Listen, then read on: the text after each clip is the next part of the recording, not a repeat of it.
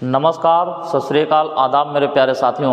आप लोग कैसे हैं? मैं उम्मीद करता हूं कि आप लोग एकदम ठीक होंगे और अच्छे से डेडिकेट होके जो है स्पीड लक्ष्य के साथ जुड़ के जो है पढ़ाई का आनंद ले रहे होंगे। साथियों, जैसा कि आप लोग जान रहे हैं कि यहाँ पर ज्योग्राफी की क्लास हमारे द्वारा प्रारंभ कर दी गई है और सचिन सर के द्वारा आपकी मैथ और रीजनिंग की क्लास लगातार जो है दिया जा रहा है। साथियों, आज हम बात करने वाले हैं ज्योग्राफी के सेकंड क्लास में बात करेंगे यहाँ पे अक्षांश एवं देशांतर रेखा।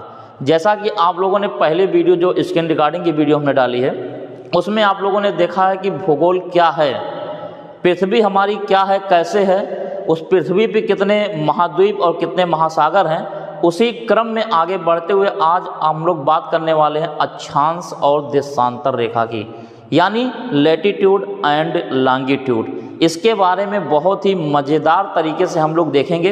बस आप लोग एक बार जो है इस सेशन को सभी मित्रों को जो है शेयर कर दीजिए, उसके बाद पढ़ाई का आनंद लेते हैं। दोस्तों, आप देख रहे हैं यहाँ पे लिखा हुआ अक्षांश एवं देशांतर रेखा। सबसे पहले हम लोग समझेंगे कि अक्षांश रेखा क्या होती है, इसके बाद फिर हम लोग जानेंगे देशांतर रेखा क्या होती है। तो चलिए देर ना करते हुए हम लोग जो है सीखते हैं। आप लोग जानते हैं कि पृथ्वी है, ये पृथ्वी गोल है, कुछ लोग कहते हैं, कुछ लोग कहते हैं पृथ्वी चपटी है, कुछ लोग कहते हैं पृथ्वी जो है पृथ्वाकार है। तो दोस्तों, आप लोग किसी मतभेद में ना रहें। पृथ्वी पूरे तरीके से गोल नहीं है, बल्कि आप कह सकते हैं पृथ्वी अंडाकार है, या तो पृथ्वी का आकार जो है वो पृथ्वाकार है। कैसा है? पृथ्वी का आकार जो है पृथ्वाकार। पृथ्वाकार का मतलब ये होता है कि पृथ्वी हमारी कहीं पे बैठी हुई है और कहीं पे बहुत ऊंचाई तक उठी हुई है। इसका मतलब हमारे पृथ्वी पे ही कहीं सागर महासागर भी देखने को मिल रहा है, कहीं बड़े बड़े विशाल मैदान देखने को मिल रहे हैं, कहीं कहीं विशाल पर्वत देखने को मिल रहे हैं। तो समझ गए साथियों। तो हम बात करने वाले हैं अक्षांश रेखाओं की। आप देख रहे हैं ये पृथ्वी है। सबसे पहले तो आप जानिए कि अक्षांश रेखा एक काल्पनिक रेखा है जिसकी गणना जो है पृथ्वी पे इसलिए की गई है केवल पृथ्वी का टेम्परेचर देखने के लिए, यानी पृथ्वी का तापमान कहाँ पर कितना कैसे है इसको जानने के लिए अक्षांश रेखा की बात की गई है। और जो देशांतर रेखा जब उसको पढ़ेंगे हम लोग देखेंगे कि उसकी जो कैलकुलेशन है वो तिथि और जो है डेट के लिए की गई, यानी समय और तारीख निर्धारित करने के लिए जो है की जाती है। आगे बात करते हैं कि अक्षांश रेखा कहाँ पर कैसे खींची गई है।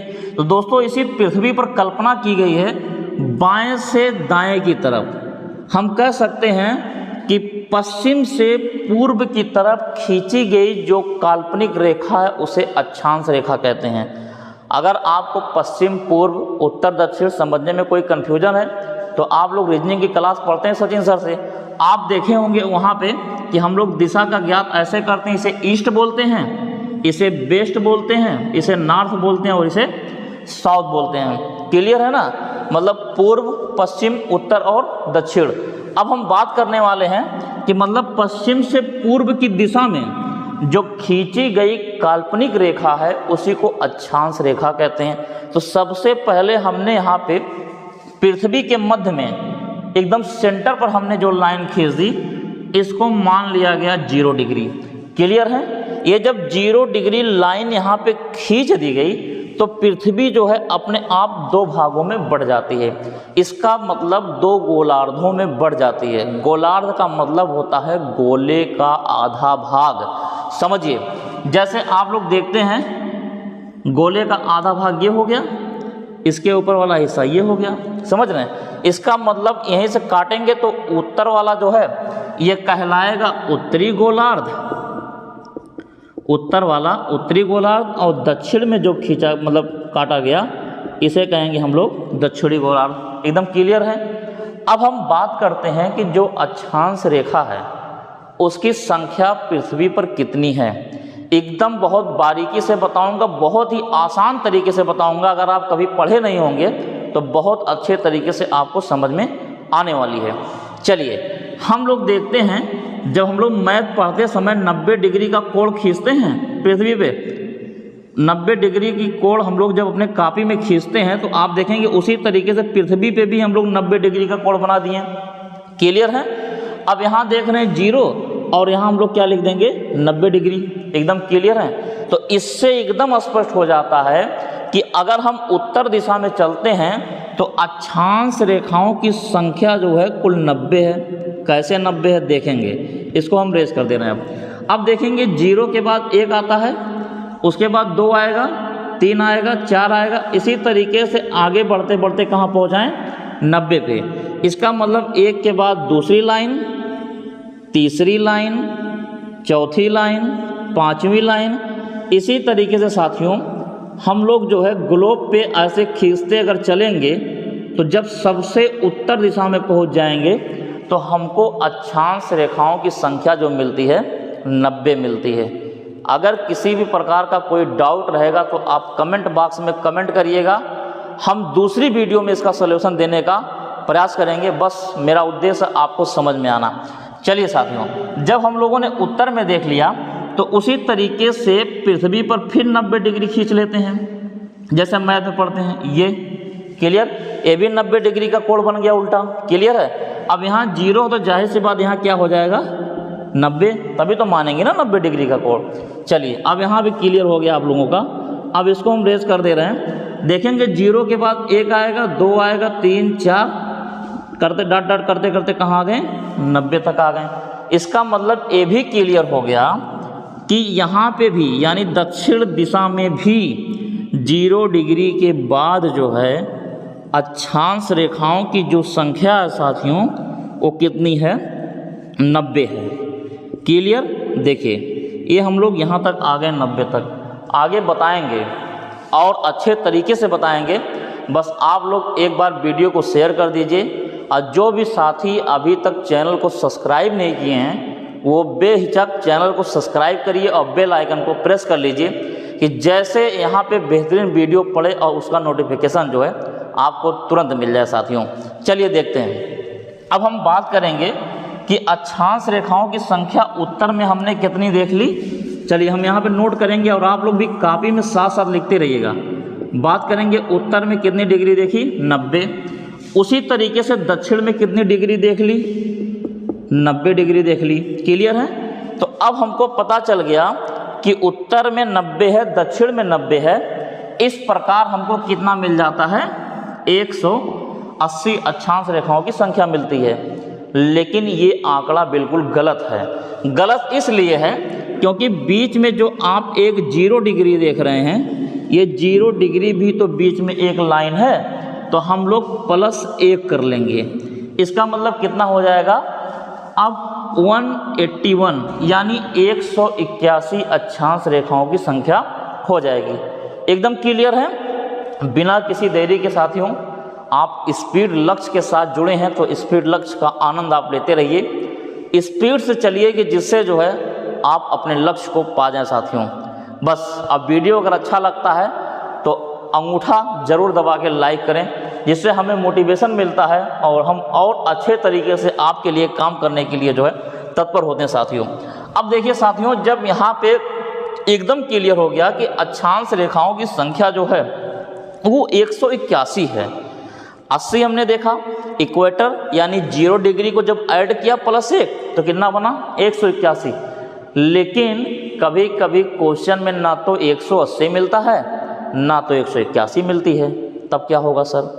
उस कंडीशन में साथियों होता क्या है, कभी कभी ऑप्शन में आपको 179 ही दिखाई देता है, यानी 179 ही दिखाई देते हैं। तो 179 कैसे सर?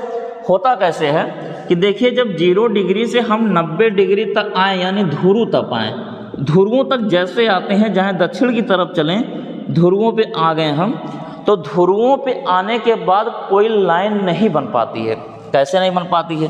जैसे यहाँ पे देखिए लाइन बनी, यहाँ लाइन बनी, यहाँ लाइन बनी, लेकिन जब हम एकदम नीचे आ जाएंगे या एकदम ऊपर सिर पे आ जाएंगे, मान लीजिए हमारे माथे पे आपने लाइन खींच ली, बाल पे लाइन खींच ली, लेकिन जब आप हमारे एकदम चोटी पे पहुँचेंगे तो चोटी पे पहुँचने के बाद आप लाइन नहीं खींच पाएंगे, बल्कि वहाँ पर किसी न किसी बिंदु का निर्धारण होगा, यानी ये पॉइंट का निर्धारण होगा। तो एक पॉइंट ये और एक पॉइंट ये, तो इसका मतलब 181 में -2 हो गया कि नहीं? जब -2 हो जाएगा साथियों, तो उस कंडीशन में 181 में -2 करेंगे तो कितना बचेगा? 179 ही बचेगा। अब आप कहेंगे सर बड़ा कन्फ्यूजन हो गया। कुछ नहीं कन्फ्यूजन साथियों, बस थोड़ा सा धैर्य रखिए। आपके सारे क्वेश्चन लैटिट्यूड एंड लॉन्गिट्यूड से कोई भी क्वेश्चन पूछा जाएगा, आप गलत करके नहीं जाएंगे। बस मेरे ऊपर विश्वास बनाए रखिए, हमारी टीम के साथ पूरा विश्वास बनाए रखिए। ज़बरदस्त तरीके से आपको चीज़ें सिखाई जाएंगी। अब देखिए, सबसे पहले आप ध्यान ये रखिए कि अगर आपको क्वेश्चन पेपर में मिल जाए 181, 180 और 179, तीनों ऑप्शन अगर आपको दिखाई दें तो सबसे पहले आप टिक करिएगा 181 को। क्लियर? उसके बाद टिक करिएगा 180 को, अगर 181 ना रहे ऑप्शन में। अगर दोनों ऑप्शन में नहीं है तो 179 को टिक करिएगा। एकदम क्लियर है ना? लेकिन इसमें एक तरीके से और क्वेश्चन पूछा जाता है। क्वेश्चन पूछता है अक्षांशों की संख्या कितनी है। ध्यान रखिएगा, अक्षांशों की संख्या कितनी है। जब अक्षांशों की संख्या पूछेगा तब आप बताएंगे 181 को, लेकिन जब क्वेश्चन कर दे कि अक्षांश रेखाओं की संख्या कितनी है तब 179, क्योंकि रेखा का मतलब लाइन। क्लियर? रेखा से आप लोग मिलते भी होंगे, रेखा का मतलब लाइन होता है। अब जो है ये लाइन है तो एक लाइन यहाँ माइनस हुआ, एक लाइन यहाँ माइनस हुआ, जैसा कि हमने बताया अभी आपको। क्लियर है? तो इस प्रकार अक्षांश रेखाओं की संख्या 179 समझने के लिए, लेकिन अक्षांशों की संख्या 181। लेकिन पेपर में जब पूछता है तो अभी बहुत मतभेद, आयोग कभी इसको सही मान लेता है, कभी इसको भी मान लेता है, कभी इसको भी मान लेता है। लेकिन तीनों ऑप्शन में दिखाई दें तो पहली प्राथमिकता आपको 181, 181 ना रहे तो 180, और जब दोनों ना हो तो 179। एकदम क्लियर है साथियों? आप लोग बिना किसी देरी के शेयर कर दीजिए आप लोग, जिससे किसी भी प्रकार का कोई डाउट ना रह जाए। अब बात करते हैं आगे, अक्षांश रेखाओं में कुछ और क्वेश्चन बनते हैं। क्वेश्चन क्या बनते हैं कि बताइए ये दो अक्षांशों के बीच, कोई भी दो अक्षांश, यही दो लाइनों के बीच की जो दूरी होती है उसे क्या कहते हैं। दो अक्षांशों के बीच की दूरी जो होती है, यानी दो अक्षांशों के बीच के दूरी के बीच में जो स्पेस मिलता है हमको, उसे क्या कहते हैं साथियों? तो उसे कहते हैं जोन। क्या कहते हैं? जोन। या फिर भूगोल की भाषा में इसी को कहा जाता है कटिबंध। क्लियर साथियों? जोन या कटिबंध कहलाता है।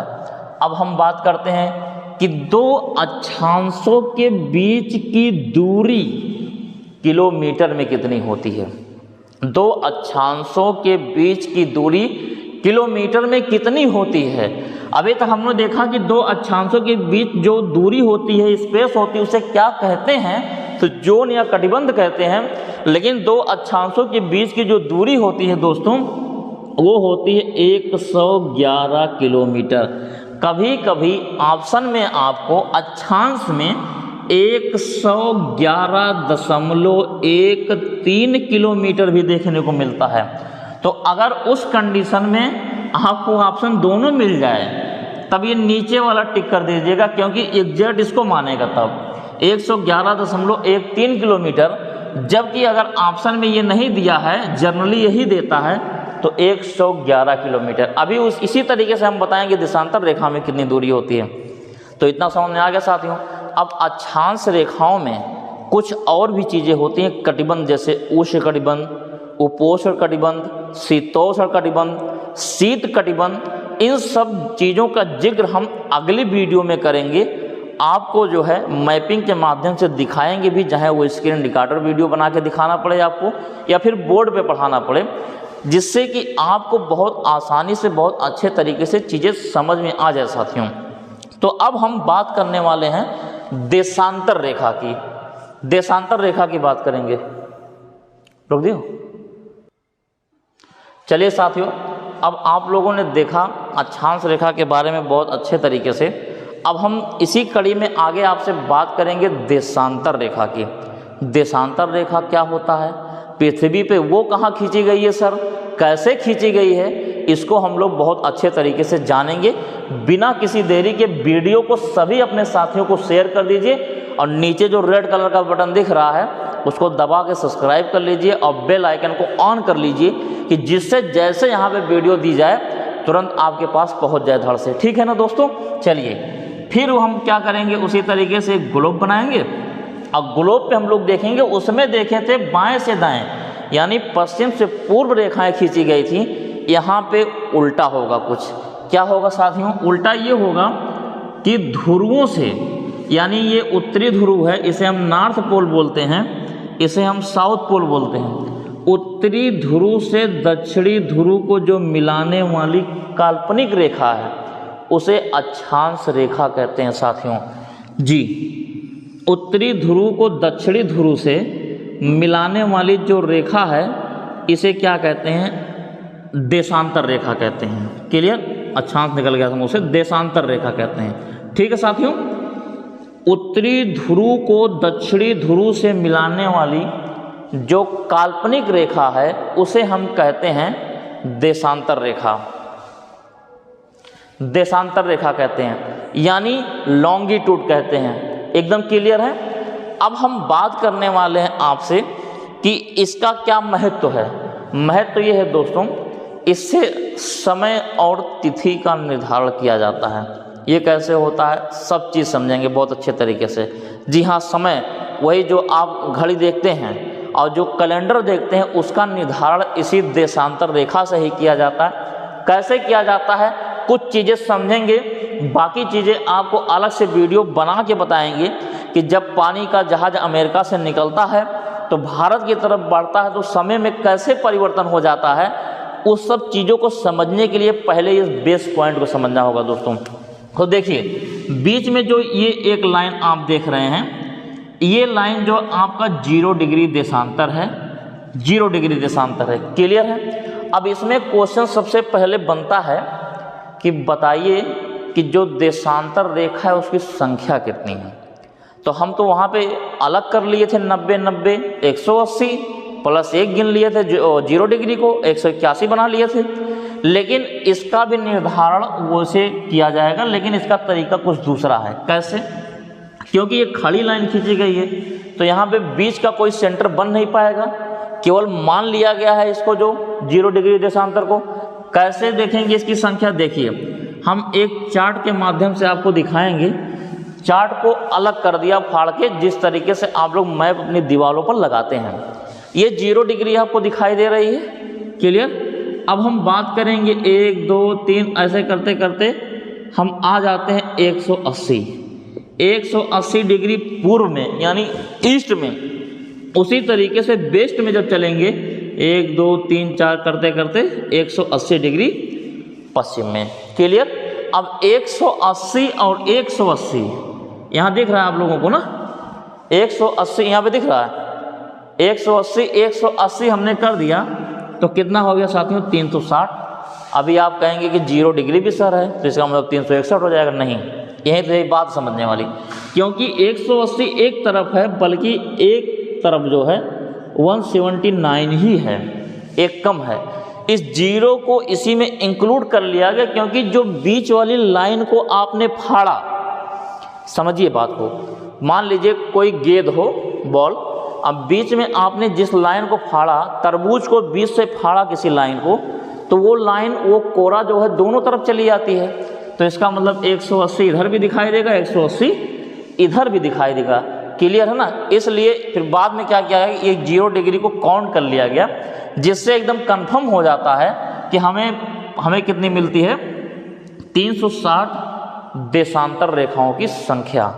क्लियर है साथियों। चलिए अब आगे बात करेंगे। एकदम हमको कंफर्म हो गया कि अगर क्वेश्चन पूछ ले देशांतर रेखा की संख्या कितनी है साथियों, तो 360 है। ये भी एक एक डिग्री के अंतर पर खींचा गया है। जिस तरीके से हमने अक्षांश को देखा था एक एक डिग्री के अंतर पे, उसी तरीके से देशांतर रेखा भी जो है एक एक डिग्री के अंतर पर खींचा गया है। कुल रेखाओं की संख्या कितनी है, 360 है। क्लियर। अब बात करते हैं सर, यहाँ पे देखिए हमने बना दिया आपके सामने वही 0 डिग्री जो आपने अक्षांश में पढ़ा था। अब क्वेश्चन पूछता है इसमें कि जिस तरीके से हमने अक्षांश को देखा था उसी से तुलना करेंगे। हमने देखा था कि दो अक्षांशों के बीच की जो दूरी होती है उसे क्या कहते हैं, जोन और कटिबंध कहते हैं। तो देशांतर में क्या कहेंगे, तो ये जो दो देशांतर के बीच की जो दूरी है, यानी जो ये स्पेस है, कहीं भी ले लेते हैं, ये जो हिस्सा है इसे हम लोग बोलते हैं गोरे। क्या बोलते हैं साथियों, गोरे बोलते हैं। वहाँ पे क्या बोलते थे, जोन कहते थे या कटिबंध कहते थे, लेकिन यहाँ पे गोरे कहते हैं। एकदम क्लियर है। अगर क्लास अच्छी लगे तो लाइक का बटन जरूर दबाइए और आप लोग इतना सपोर्ट करिए कि जिससे हम लोग भी आपके साथ डेडिकेट होकर मेहनत करें और सफलता मिल जाए साथियों। चलिए आगे बात करते हैं। गोरे हो गया। अब क्वेश्चन पूछता है कि दो देशांतर के बीच की दूरी, जिस तरीके से हमने अक्षांश में पढ़ा था उसी तरीके से दो देशांतर के बीच की दूरी, लेकिन एक शर्त है। वो शर्त ये है साथियों कि विषुवत रेखा के पास। कहाँ पे, विषुवत रेखा के पास। क्योंकि जब हम ध्रुवों से ध्रुवों की तरफ चलते हैं तो ध्रुव की तरफ बढ़ने पे देशांतर रेखाएं सट जाती हैं आपस में, लेकिन जब विषुवत रेखा की तरफ आती हैं तो फैलाव उसमें होता है। ये देख रहे हैं फैलाव ऐसे हो रहा है, यहाँ फैलाव हो रहा है, लेकिन जब फिर नीचे आएंगे तो फिर सिकुड़ जाएंगी, एक में सट जाएंगी। ऊपर की तरफ बढ़ेंगी, विषुवत रेखा फैल जाएंगी, ऊपर जाकर फिर सिकुड़ जाएंगी। क्लियर है एकदम। चलिए, तब इसीलिए क्वेश्चन पूछता है क्योंकि बीच में जो दूरी पाई जाती है वो समान पाई जाती है। तो दो देशांतरों के बीच की दूरी विषुवत रेखा के पास, यानी यही 0 डिग्री। 0 डिग्री को भूमध्य रेखा बोलते हैं, विषुवत रेखा बोलते हैं, मेरिडियन लाइन बोलते हैं। क्लियर। ये होता है आपका 111.32 किलोमीटर। वहाँ पे हमने कितना देखा था अक्षांश में, 111.13 किलोमीटर देखा था, या 1 नहीं मिलेगा तो 111 ही मिलता है। तो उस तरीके से जब हम देशांतर की बात करेंगे, देशांतर रेखा की जो दूरी होती है विषुवत रेखा के पास 111.32 किलोमीटर। एकदम क्लियर है। हम चिल्ला चिल्ला के पढ़ा रहे हैं इसलिए जो है कि आपको समझ में आ जाए साथियों। एकदम क्लियर हो गया। ये एक चीज़ और समझिएगा, क्वेश्चन क्या पूछता है कि जब हम विषुवत रेखा से ध्रुवों की तरफ बढ़ते हैं, विषुवत रेखा से ध्रुवों की तरफ जब हम बढ़ते हैं तो तापमान में गिरावट आती है या बढ़ोतरी होती है। चाहे हम उत्तरी ध्रुव की तरफ बढ़ें या दक्षिणी ध्रुव की तरफ बढ़ें, दोस्तों जब हम ध्रुवों की तरफ बढ़ते हैं, चाहे उत्तरी या दक्षिणी, तब तापमान में गिरावट आती है। और जब हम ध्रुवों से विषुवत रेखा की तरफ बढ़ते हैं, यानी ध्रुवों से विषुवत रेखा की तरफ आएंगे, ध्रुवों से विषुवत रेखा की तरफ आएंगे तो उस कंडीशन में तापमान में वृद्धि होगी। कैसे होगी वो हम कटिबंध वाले क्लास में आपको बताएंगे। बस आप लोग के लिए इतना ही था साथियों। इसमें एक चीज़ और आपको बताना है कि जो दो देशांतर होता है, दो देशांतर के बीच में कितने मिनट का अंतर होता है। तो दो देशांतर के बीच में साथियों 4 मिनट का अंतर होता है। कितना हो दोस्तों, 4 मिनट का अंतर होता है। इसका मतलब जब हमारी पृथ्वी मूव करती है तो अगर हम लोग पृथ्वी के कक्षा से बाहर निकल के ब्रह्मांड में कहीं खड़े होके रॉकेट वॉकेट पे आप लोग बैठ के पृथ्वी को देखेंगे, जब देशांतर रेखा बना के मैप पे, तो वहाँ पे देखेंगे कि पृथ्वी हमारी ये 1 डिग्री घूमने में जो है कितना समय लेती है साथियों, 4 मिनट का समय लेती है। इसलिए पूरा घूमने में यानी 360 डिग्री घूमने में अगर आप 4 से गुणा करेंगे, देखेंगे जो है कितना निकल के चला आएगा, आपका 24 घंटे निकल आएगा। क्योंकि आप जानते हैं साथियों कि 1 घंटे में 60 मिनट होते हैं और 1 मिनट में 60 सेकंड होते हैं। तो आगे की क्लास में हम आपको ये बताएंगे कि ये 4 मिनट कैसे जुड़ता है एक के बाद एक। क्वेश्चन भी पूछा साथियों कि 2 डिग्री के बीच में, 2 देशांतरों के बीच में कितने मिनट का समय होता है, 4 मिनट का। 3 देशांतर के बीच में कितने मिनट का समय होता है, 8 मिनट का। 4 देशांतर के बीच में कितने मिनट का अंतर होता है? तो सीधे गिनिए, जब यहाँ 4 हो रहा है तो यहाँ 8 हो रहा है, यहाँ क्या हो जाएगा साथियों? 12 हो जाएगा। इसी तरीके से इसका कैलकुलेशन जो है बढ़ता रहता है साथियों। तो मैं उम्मीद करता हूँ ये क्लास आप सभी को बहुत अच्छी लगी होगी। अगर अच्छी लगी है तो बिना किसी देरी के वीडियो को शेयर करिए, चैनल को सब्सक्राइब करिए, स्पीड लक्ष्य के साथ जुड़िए और जो है आप अपने लक्ष्य को बहुत तेज़ी से जो है प्राप्त करके आनंद लीजिए साथियों। इसी के साथ हम अपनी वाणी को विराम देते हैं। बहुत बहुत धन्यवाद।